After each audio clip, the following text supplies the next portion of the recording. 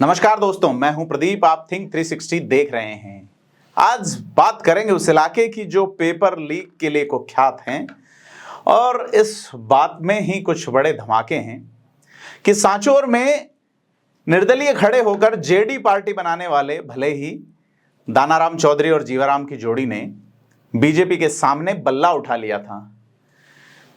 बल्ले की बगावत विधानसभा चुनाव में ऐसी चमकी कि न केवल जीवाराम चौधरी दानाराम के आंसुओं के सहारे एक बार फिर से विधानसभा पहुंच गए, बल्कि कांग्रेस का पल्लू छोड़ के भाजपा का दामन थामने वाले 3 बार के सांसद देवजी पटेल के राजनीतिक करियर को उनके ही गृह क्षेत्र में जमानत जब्त करवाकर पूर्णाहुति करवा दी। दानाराम के सहारे चला विजय रथ उनका इतना ऊर्जा से भरा रहा कि जीवाराम सांसद के टिकट के लिए और टिकट मिलने के बाद भी भाजपा की नाक में दम किए रहे। बल्ले वाला निशान सांसद के चुनाव में भी पावर प्ले वाला हिट अंदाज ही दिखाता रहा, परंतु अब राजस्थान के मुख्यमंत्री भजनलाल शर्मा की टीम ने एक ऐसी गुगली डाल दी है। सीएम कार्यालय से निकली इस गुगली ने जीवाराम चौधरी के साथ साथ भीनमाल के पूर्व विधायक पुराराम चौधरी ही नहीं, बल्कि सांचौर के पूर्व विधायक और गहलोत सरकार में मंत्री रहे सुखराम बिश्नोई, निम्बाहेड़ा के पूर्व विधायक और जीवाराम के रिश्तेदार उदयलाल आंजना के विकेट भी जद में ले लिए हैं। निम्बाहेड़ा के पूर्व विधायक उदयलाल आंजना 2014 में इसी जालोर सिरोही लोकसभा क्षेत्र से कांग्रेस के सांसद प्रत्याशी भी रह चुके हैं और ये सभी नेता, इनके अलावा कई अफसर राजस्थान के मुख्यमंत्री कार्यालय के निशाने पर आए हैं। मामला पेपर लीक से जुड़ा है और आज जिक्र करेंगे इसी पेपर लीक की, इस मामले की जिसमें 34 लोगों के नाम हैं, दर्जनों किस्से हैं, कहानियां हैं और बहुत सारे ऐसे नाम हैं जिन पर आरोप हैं कि पेपर लीक का गिरोह कहां से चल रहा है। मुख्यमंत्री कार्यालय ने इसे गंभीरता से लिया है। पाली आईजी ऑफिस ने जांच सौंपी है और मजे की बात यह है कि इस एक मामले की जांच केवल किसी एक अधिकारी को नहीं सौंपकर पूरी सांचौर जिले की पुलिस को दी गई है। गंभीरता का आप अंदाजा लगा सकते हैं। इसी पे आज विश्लेषण करेंगे। आपसे अपील है कि अगर आपने थिंक 360 को अभी तक सब्सक्राइब नहीं किया है तो सब्सक्राइब जरूर करें। तो पेपर माफियाओं के खिलाफ अपने अफसरों को एक भावुक और ऊर्जा से भरा संबोधन करते हुए मुख्यमंत्री भजनलाल शर्मा ने कहा था कि जब भी कार्रवाई से थकान महसूस करो तो गरीब लोगों के बच्चों के उन मासूम चेहरों को याद करना जो आंसुओं से भरे हुए हैं और जिनके साथ अन्याय हुआ। अप्रैल महीने में एक व्यक्ति ने गुमनाम शिकायत भेजी है, यानी कि लोकसभा चुनाव खत्म होने से ठीक पहले। इस तारीख, एक जगह तारीख उल्लेखित होती है 24 अप्रैल शिकायत भेजने की। 24 अप्रैल वो तारीख है, 24 अप्रैल 2024, जिस दिन भोंपू प्रचार थमता है। मुख्यमंत्री कार्यालय 26 अप्रैल को शायद राजस्थान के दूसरे चरण के लोकसभा चुनाव के डेटा पर नजर रख रहा होगा कि पहले चुनाव में बड़े पैमाने पर मतदान पिछड़ने के बाद राजस्थान में कितना मतदान बढ़ रहा है। लेकिन 26 अप्रैल 2024 को यह शिकायत मार्क होती है। इसके एक सप्ताह बाद यानी कि 2 मई की तिथि को शिकायती पत्र जांच के लिए गृह विभाग को भेजा जाता है। इसमें मौजूदा विधायक, पूर्व विधायक, पड़ोसी विधानसभा क्षेत्र के वो विधायक जो ये कहते हैं कि सांचौर जाओगे तो बाइक नहीं, आरसी लेके वापस लौटोगे, विधायक के रिश्तेदार ही नहीं बल्कि इन विधायकों, पूर्व विधायकों के निजी सहायकों के साथ कई सरकारी लोगों का इन्वॉल्वमेंट होने का आरोप है। आरोप सिर्फ पेपर लीक नहीं है, इसमें फर्जी डिग्री, डिप्लोमा, खेल, उत्कृष्टता प्रमाण पत्र बनाने, डमी कैंडिडेट से पेपर दिलाने, पेपर लीक करके पढ़ाने और फर्जी तरीके से चयन कराने के भी आरोप हैं।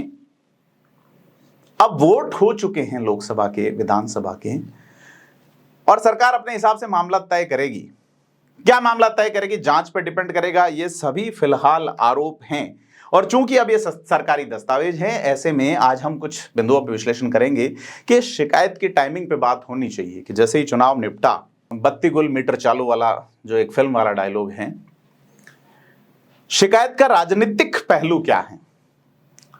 सांचौर जो है वो भाजपा के लिए सी या डी कैटेगरी की वो सीट थी जिसमें 2023 के विधानसभा चुनाव में उन 41 सीटों में से इस सीट को तय किया गया था जहां भाजपा थोड़ी कमजोर थी, या भाजपा के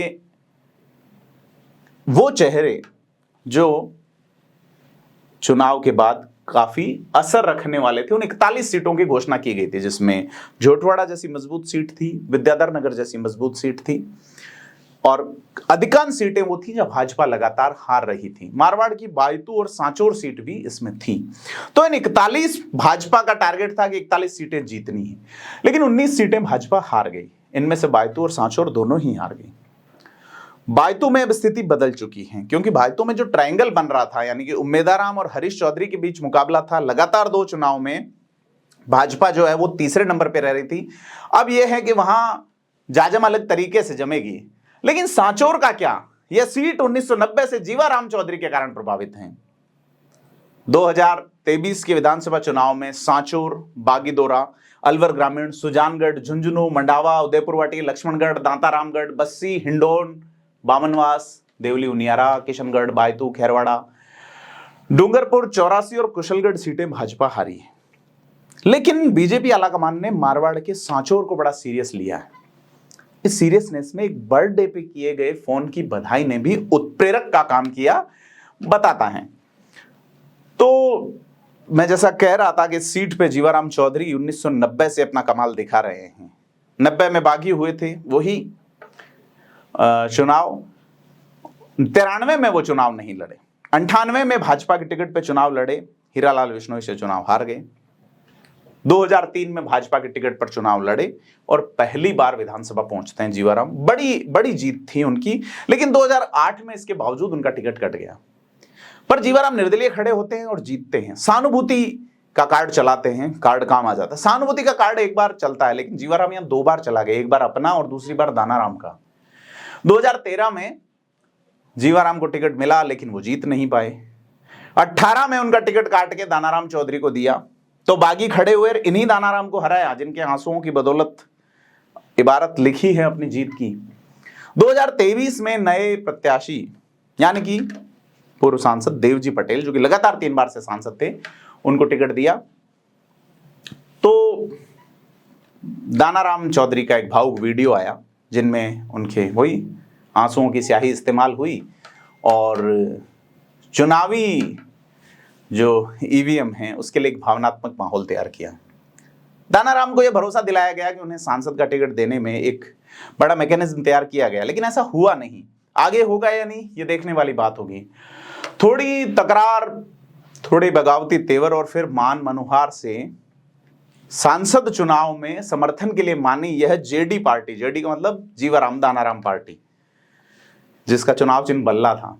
यह पार्टी अब भजनलाल शर्मा की गुगली से खतरे में है।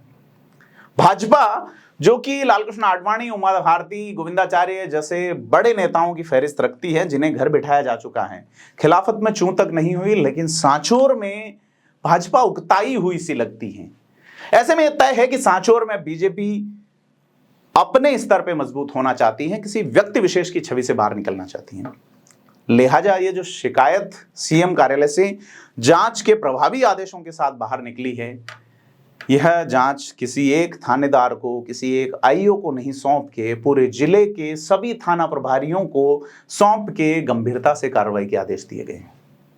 पेपर लीक का आरोप है, फर्जी प्रमाण पत्रों का आरोप है, फर्जी तरीके से नौकरियां लगाने का आरोप है। यह गुमनाम शिकायत है। इसमें शिकायतकर्ता कौन है, नाम डिस्क्लोज नहीं है। अक्सर गुमनाम शिकायतें वह भी रसूखदारों के खिलाफ होने पर कार्रवाई कम ही होती है, लेकिन इस कार्रवाई के लिए दिए गए निर्देशों को देखें तो पता चलता है कि सरकार गंभीर है। हम भी दुआ करते हैं कि अगर ये शिकायत सही है तो अंतिम समय तक ये गंभीरता बनी रहनी चाहिए और निष्पक्ष जांच करके दोषियों को सजा मिलनी चाहिए। और अगर ये शिकायत झूठी है तो सरकार अपने तंत्र का इस्तेमाल करे और झूठी शिकायत करने वालों के खिलाफ मौजूदा सीआरपीसी में जो प्रावधान है उसके तहत कार्रवाई करे, ताकि ये जो लोग हैं इनकी मानहानि या मानभंग नहीं हो। क्योंकि अल्टीमेटली ज्यादातर जनप्रतिनिधियों का नाम है, इसमें बहुत सारे लोग ऐसे हैं जो कि सरकारी अधिकारी हैं। तो हम अभी चर्चा करेंगे कि कौन कौन है जिनका नाम है और क्या क्या आरोप लगे हैं, क्या क्या भूमिका बताई गई हैं। इसमें जो सांचौर के पुलिस अधीक्षक को आईजी पत्र लिखते हैं, उसमें यह है कि ये प्रारंभिक पत्र द्वारा एक पीड़ित प्रतियोगी परीक्षार्थी ने यह परिवाद जो है दर्ज किया और इसकी जांच करें। और पुलिस अधीक्षक के कार्यालय से इस पे मार्क है कि मूल ही प्रासंगिक परिवाद समस्त थाना प्रभारियों को भेज करके निवेदन है कि परिवाद में अंकित बिंदुओं के संबंध में आवश्यक कार्रवाई करके जांच रिपोर्ट अविलंब इस कार्यालय में भिजवाने का श्रम करें।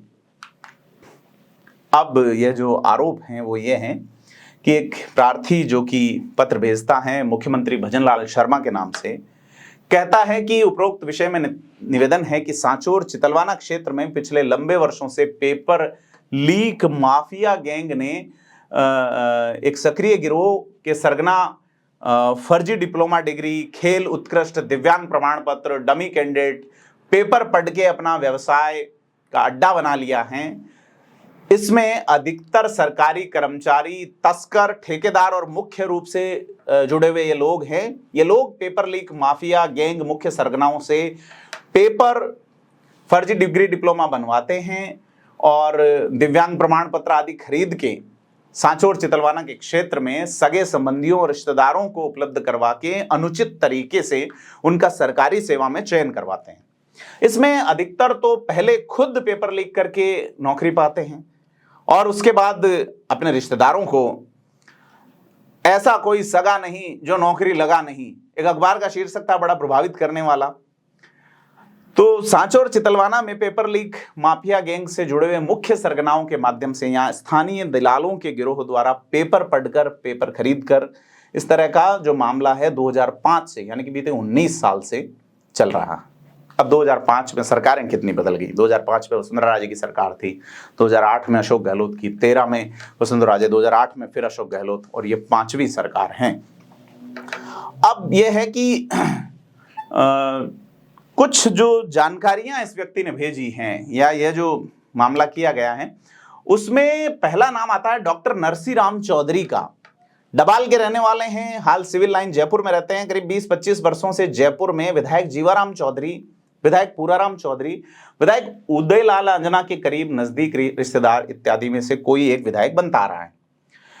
दोनों सत्ताधारियों के निजी सहायक के रूप में इनका कामकाज जयपुर में चलता रहा। इनका सीधा जुड़ाव कई सालों से मुख्य पेपर लीक माफिया गैंग के सरगनाओं जगदीश, सुरेश ढाका, भूपेश सारण, उदाराम के साथ एक नेटवर्क है। परीक्षाओं के समय डमी उम्मीदवारों में पेपर पढ़ाकर संचालन विधायकों के निवास जयपुर से लीक आउट पेपर करके एक्सपर्ट टीम के द्वारा विधायकों के निवास से, इसमें ये बड़ा गंभीर आरोप है जिसमें जांच, जब विधायकों पे आरोप लग रहा है तो सीआईडी सीबी को नहीं देके जांच, क्योंकि इसको फिलहाल प्रकरण दर्ज नहीं माना गया, ये एक परिवाद है जिसकी जांच की जानी है। तो यह आरोप लगा है कि यह विधायकों के निवास से इस तरह का काम, जो ये व्यक्ति है जिस पे आरोप लग रहा है नरसीराम चौधरी पे, कि यह पिए रहे हैं और बेरोजगारों की जिंदगी के साथ खिलवाड़ कर रहे हैं, पूरा गिरोह बताया जा रहा है। दूसरे नंबर पे जो नाम है वो है मंगलाराम बिश्नोई का, जो मुख्य ब्लॉक शिक्षा अधिकारी चितलवाना के बताए गए या सीडीपीओ बताए गए हैं ऑब्लिक में।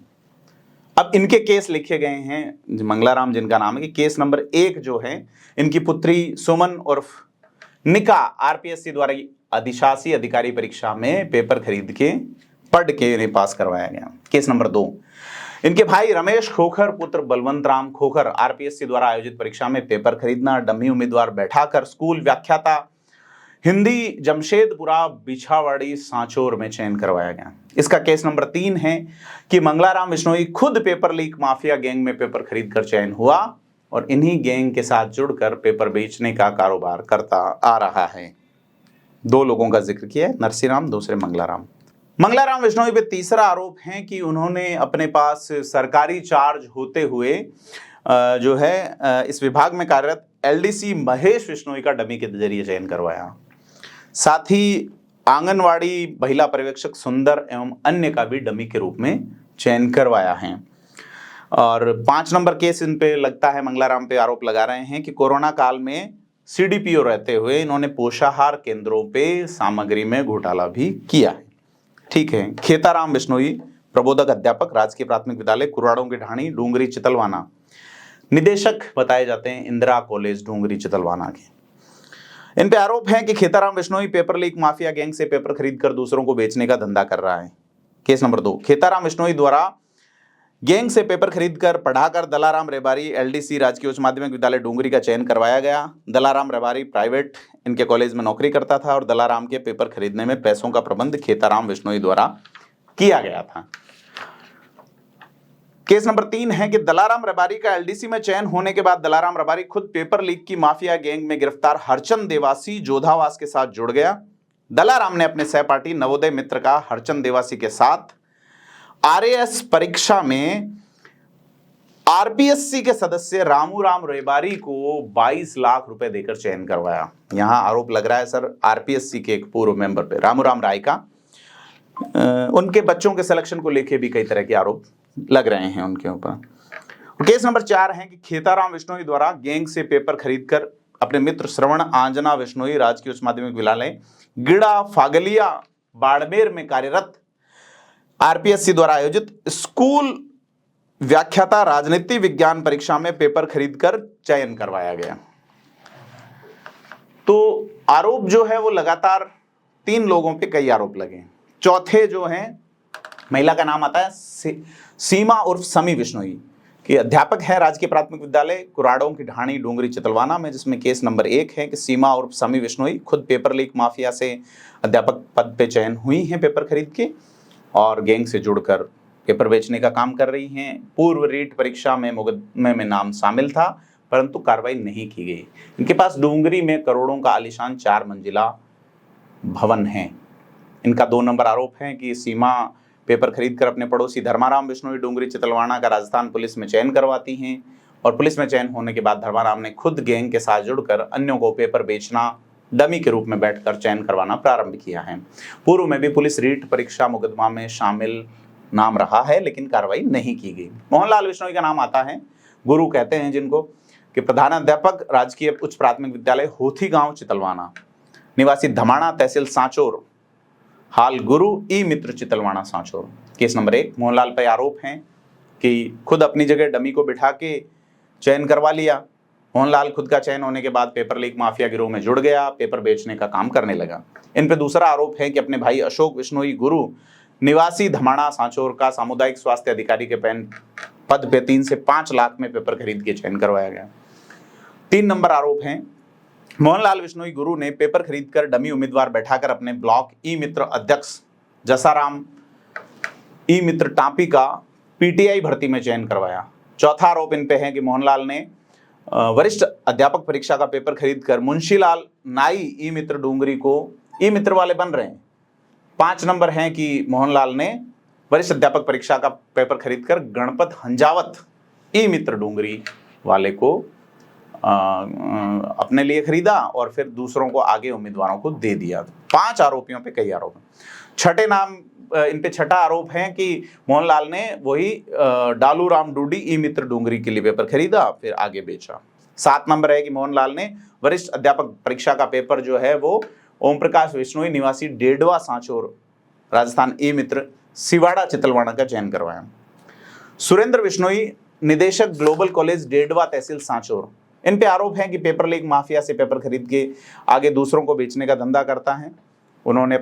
उन पे दूसरा आरोप है कि कॉलेज में प्राइवेट नौकरी करने वाले रामलाल विश्नोई हाल भूगोल व्याख्याता सरवाना सांचोर में कार्यरत के लिए पेपर खरीद कर चयन करवाया। उन्होंने अपने कॉलेज में प्राइवेट नौकरी करने वाले सुनील जानी हाल इतिहास व्याख्याता केसुरी का भी फर्जी तरीके से चयन करवाया। 7वां आरोप पुनमाराम विश्नोई अधिशासी अभियंता विद्युत विभाग निवासी वाड़ा भाड़वी तहसील Bhinmal paper leak mafia gang से पेपर खरीदकर आगे दूसरों को बेचने का धंधा आरोप है। एक आरोप महिपाल विश्नोई निवासी करावड़ी तहसील Sanchore paper leak mafia gang से पेपर खरीदकर आगे दूसरों को बेचने का आरोप है। भागीरथ राम विश्नोई क्लर्क विद्युत विभाग निवासी वाड़ा भाड़वी तहसील भीनमाल पेपर लीक माफिया से वही पेपर खरीदकर आगे दूसरों को बेचने का धंधा। आयदान राम जाट आंवला वरिष्ठ अध्यापक निवासी अगड़ावा तहसील चितलवाना सांचोर खुद पेपर पढ़कर चयन हुआ, बाद में पेपर लीक की माफिया गैंग से जुड़कर डमी के रूप में बैठकर दूसरों का चयन करवाता है। पूर्व में रीट परीक्षा के समय अनेकों उम्मीदवारों के साथ आधार कार्ड प्रवेश पत्र पर कमरे पर मिले बाड़मेर पुलिस ने गिरफ्तार किया और अब जेल से बाहर, परंतु कठोर कार्रवाई नहीं की गई। 11वां नाम मनहर बिश्नोई का है। आरोप है कि ये पूर्व मुख्यमंत्री जो रहे हैं सुखराम बिश्नोई, उनके निजी सहायक हैं। रीट परीक्षा में मुकदमे में नाम शामिल है, परंतु कार्रवाई नहीं की गई। इन पे भी आरोप है कि माफिया गैंग से पेपर खरीदकर दूसरों को बेचने का धंधा कर रहा था। 12वां नाम वीरमाराम जाट हैं। ये भी पूर्व मंत्री सुखराम बिश्नोई के निजी सहायक हैं। रीट परीक्षा में मुकदमे में नाम शामिल हैं, परंतु कार्रवाई नहीं की गई। इन पे भी आरोप है कि पेपर लीक माफिया से पेपर खरीदकर आगे दूसरों को बेचने का धंधा कर रहा है। रमोश बिश्नोई विद्यार्थी सहायक, राजकीय उच्च माध्यमिक विद्यालय डूंगरी चितलवाना, उन पे भी आरोप है कि पूर्व मंत्री सुखराम बिश्नोई के निजी सहायक हैं और उन पे भी इसी तरह के आरोप हैं। आरोपों में लिखा है कि रमोश बिश्नोई ने अपनी बहन का चयन करवाया, उसके अलावा बहनोई का चयन करवाया पेपर खरीद कर, इसके अलावा अपनी धर्म बहन और इसके अलावा उन्होंने और भी कई लोगों का चयन करवाया है।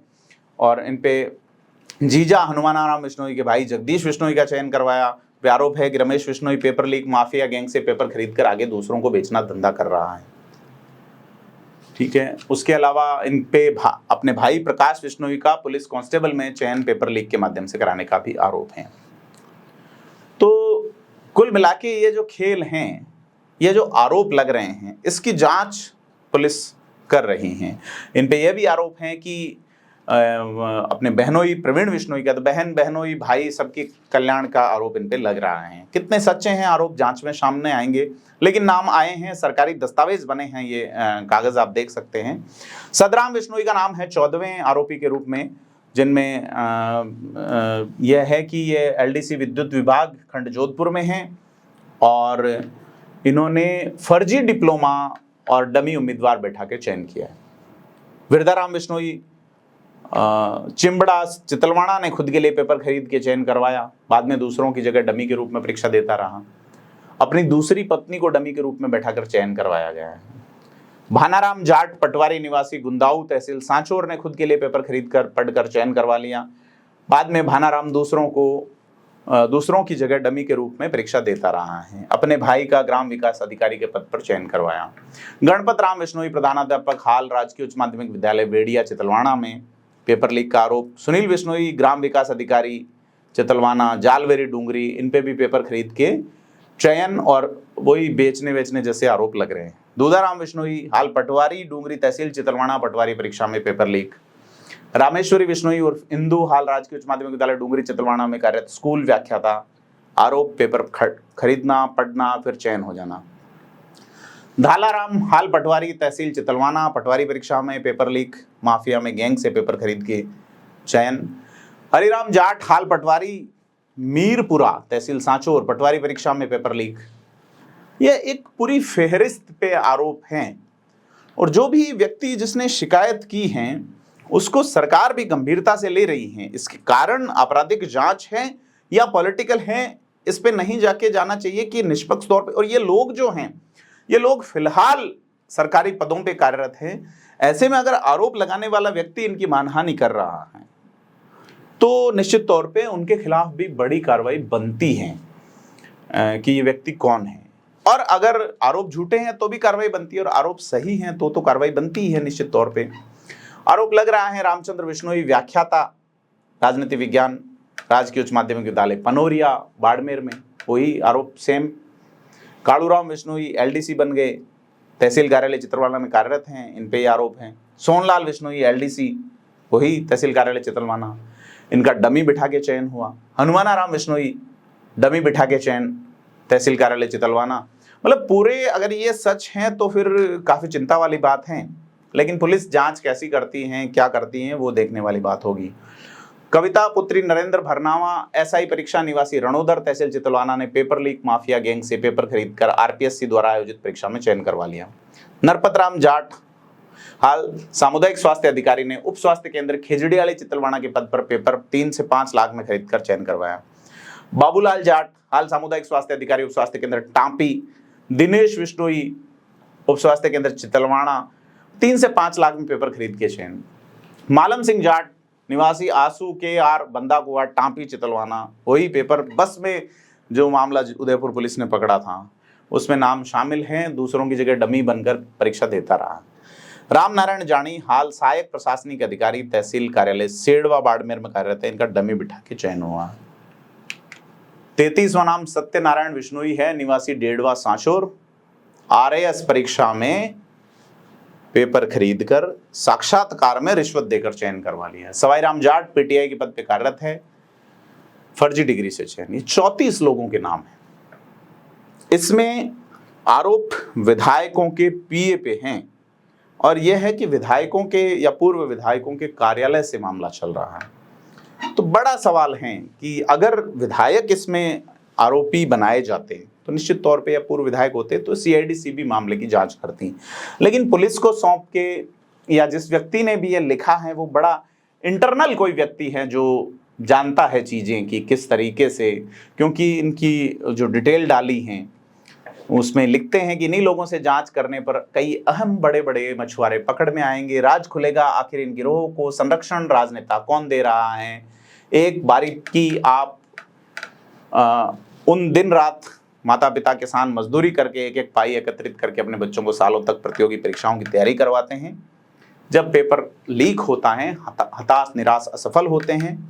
बेरोजगारों की आत्माओं का दर्द पीड़ा तड़प, ये इस तरह की उन्होंने भावनात्मक बात कही है कि ये लोग जो है किस तरीके से पेपर आउट या संवैधानिक संस्था बोर्ड तमाम जो है इस तरीके की ये हो रहा है। इसको लेके कुल मिला के अगर इन लोगों पे ये जो विधायकों के PA वगैरह ये लोग हैं इन पे आरोप साबित पाए जाते हैं या इन आरोपों में कहीं सत्यता पाई जाती है तो निश्चित तौर पे कार्रवाई थोड़ी अलग, क्योंकि इतना बड़ा सिंडिकेट रच लेना एक बड़ी बात है।